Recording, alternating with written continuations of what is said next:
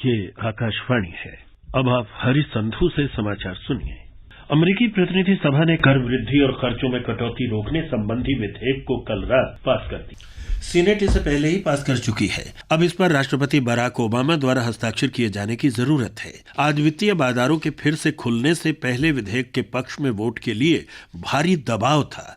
सदन में Republican party के कुछ सदस्य इस विधेयक में संशोधन चाहते थे। उनका कहना था कि खर्च में कुछ और कटौतियों की जरूरत है, लेकिन बाद में उन्होंने अपने इस सुझाव पर जोर नहीं दिया।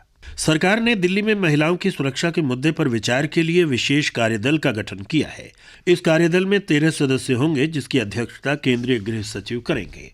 गृह मंत्रालय की प्रेस विज्ञप्ति में कहा गया है कि यह कार्यदल महिलाओं की सुरक्षा के संबंध में पुलिस और दिल्ली सरकार की कार्रवाई की लगातार निगरानी करेगा और इस मुद्दे पर संसद में बहस के दौरान सांसदों के सुझावों पर भी विचार करेगा। गृह मंत्री सुशील कुमार शिंदे ने सभी राजनीतिक दलों को पत्र लिखकर अनुरोध किया है कि वे न्यायमूर्ति JS वर्मा समिति को बलात्कार कानूनों की समीक्षा के लिए अपने सुझाव दें। दिल्ली सामूहिक दुष्कर्म मामले के विभिन्न पहलुओं की जांच के लिए गठित न्यायमूर्ति उषा मेहरा आयोग ने इस दुर्भाग्यपूर्ण घटना पर शिकायत और सुझाव आमंत्रित किए हैं। गृह मंत्रालय के बयान में कहा गया है कि न्यायमूर्ति मेहरा की अध्यक्षता में ये आयोग नई दिल्ली के विज्ञान भवन स्थित कार्यालय से काम करेगा। शिकायतें और सुझाव आयोग के ईमेल usha.commission@NIC.in पर भेजे जा सकते हैं। आयोग का टेलीफोन नंबर है 011-230-22-365 और फैक्स नंबर है 011-230-22-364। आयोग महिलाओं, विशेष रूप से दिल्ली और राष्ट्रीय राजधानी क्षेत्र की महिलाओं की सुरक्षा में सुधार लाने के उपायों के बारे में सुझाव देगा। 26 दिसंबर को गठित ये आयोग 3 महीने के अंदर रिपोर्ट देगा, जिसे संसद में सरकार द्वारा की गई कार्रवाई रिपोर्ट के साथ प्रस्तुत किया जाएगा। दिल्ली पुलिस ने उस बस मालिक पर धोखाधड़ी का मामला दर्ज किया है, जिसकी बस में 15 दिन पहले 23 वर्षीय छात्रा के साथ बस के कर्मचारियों ने कथित सामूहिक दुष्कर्म किया। उत्तरी दिल्ली जिले के पुलिस उपायुक्त ने कहा कि बस मालिक पर भारतीय दंड संहिता की धारा 420 और 181 के तहत मामला दर्ज किया गया है।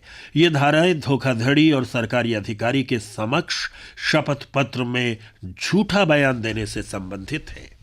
दिल्ली सरकार की विवाह पंजीकरण, संपत्ति पंजीकरण और निवास प्रमाण पत्र जारी करने जैसी सेवाओं को हासिल करने के लिए आधार कार्ड जरूरी होगा। अगर किसी व्यक्ति ने राष्ट्रीय जनसंख्या पंजीयक NPR के लिए भी नामांकन करा लिया है, तो वो भी इसका विवरण देकर सेवाओं का फायदा उठा सकता है।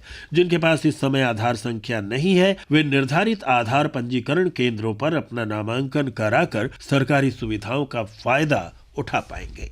केंद्रीय माध्यमिक शिक्षा बोर्ड CBSE स्कूलों की 10वीं और 12वीं कक्षा की परीक्षाएं 1 मार्च से शुरू होंगी। परीक्षा कार्यक्रम CBSE की वेबसाइट पर देखे जा सकते हैं। बोर्ड ने स्कूलों को सलाह दी है कि स्कूल आधारित मूल्यांकन 16 से 31 मार्च के बीच करा लिया जाए। CBSE सूत्रों ने बताया है कि पिछले साल इन परीक्षाओं में देश भर के करीब 10 लाख विद्यार्थी शामिल हुए थे। इस साल इस संख्या में बढ़ोतरी की संभावना है। भारत के Somdev Devvarman Chennai open tennis tournament के दूसरे दौर में पहुंच गए हैं। पहले दौर में उन्होंने चेक गणराज्य के उच्च वरीयता प्राप्त जन हाजिक को लगातार सेटों में हराया। भारतीय मूल के अमेरिकी खिलाड़ी प्रकाश अमृत राज भी दूसरे दौर में पहुंच गए हैं। इसके साथ ही ये समाचार बुलेटिन समाप्त हुआ।